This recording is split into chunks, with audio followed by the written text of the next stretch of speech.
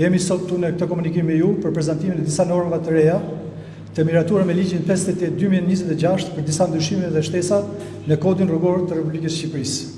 Masa këto që synojnë rritjen e sigurisë rrugore, ndërgjegjësimin e drejtuesve të mjeteve dhe uljen e numrit të aksidenteve rrugore. Ndër ndryshimet kryesore, të cilat kanë hyrë në fuqi me datën 7 gusht 2026, evidentojnë shtyrjen e drejtës për të pajisur me leje drejtimi deri në 1 vit për personat që konstatohen duke drejtuar mjete pa qenë pajisur me leje drejtimi. Ndërsa për të miturit kjo periudhë shtyhet me 2 vjet. Në këtë kuadër, shërbimet e policisë rrugore në Policinë e Shtetit do të informojnë për çdo rast Drejtorinë e Shërbimeve të Transportit Rrugor si institucioni kompetent për lëshimin e lejeve të drejtimit, për kryen e procedurave përkatëse të regjistrimit në sistem të personave të evidentuar. Tjetër, heqen përgjithmonë të lejes drejtimit kur një drejtues mjeti rezulton me një vlerë alkoolike më të lartë se 0,5 gram për litër në gjak dhe është konstatuar e ndëshkuar më parë për drejtim mjeti në ndikimin e alkoolit ose në gjenet deo. Kjo masë vjen si nevojë e adresimit të fenomenit shqetësues të aksidenteve rrugore me pasoja të rënda për shkak të drejtimit të mjetit në ndikimin e alkoolit apo në gjenet deo. Ashpërsimin e masave ndaj sjelljes të rrezikshme në rrugë, mos rregullimit të shpejtësisë në rrugë me fushpamje të kufizuar, përfshirë manobrat agresive, ndryshimin e shpeshave të korsisë pas sinjalizim dhe shkeljet që rrezikojnë përdorësit e tjerë të rrugës në zonat urbane, në afërsi të shkollave, kryqëzime dhe degëzime.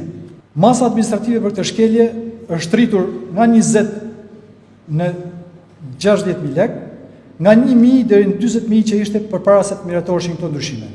Nëpërmjet kësaj norme i jepet një rëndësi e posaçme vendit ku kryhet shkelja, si dhe janë përcaktuar më qartë elemente e anës objektive të shkeljes, shtimi i sanksionit është parë arsyeshëm për shkak të nivelit të lartë të rrezikut që paraqet kjo shkelje dhe shtimit të ngjarjeve rrugore në zonat urbane. Një tjetër ndryshim në ligjin që sapo cituam është sanksionimi për përdoruesit e telefonit celular edhe gjatë drejtimit të motomjeteve, biçikletave dhe monopatinave me motor. Në këtë dispozit gjithashtu parashikohet pezullimi i lejes drejtimit në rast se një drejtues mjeti është ndëshkuar 2 herë brenda të njëjtit vit për përdorimin e aparatit celular nga 3 që ishte përpara miratimit të ndryshimeve me këtë ligj. Saksojmë se përdorimi i telefonit celular gjatë drejtimit të mjetit rezulton një ndër shkaqet kryesore të humbjes kontrollit mbi mjetin dhe përpasoj edhe për aksidentet rrugore me pasoja. Një tjetër ndryshim në kuadrin e ligjit është sanksionimi i masave të posaçme për drejtuesit e ri që kanë marrë lejen e drejtimit gjatë 24 muajve të fundit. Për sa i përket drejtimit të mjetit në ndikimin e alkoolit, si dhe kufizimet posaçme të shpejtësisë për këto kategori drejtuesish. Një ndryshim tjetër është heqja e konvertimit të pezullimit të lejes drejtimit të lëshuar nga shteti shqiptar me pagesën e një shume sa 2 fishi i masës administrative maksimale të parashikuar për normë shkelur.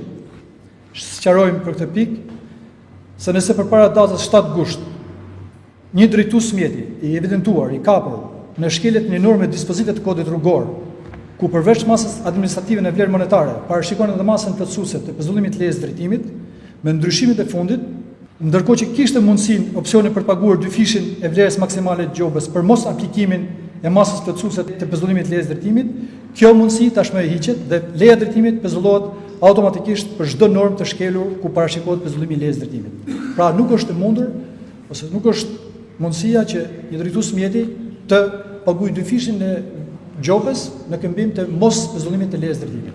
Strukturat e policisë rrugore në gjithë vendin janë njohur me ndryshimet e fundit të kodit rrugor dhe janë udhëzuar për zbatimin me korrektësi të tyre.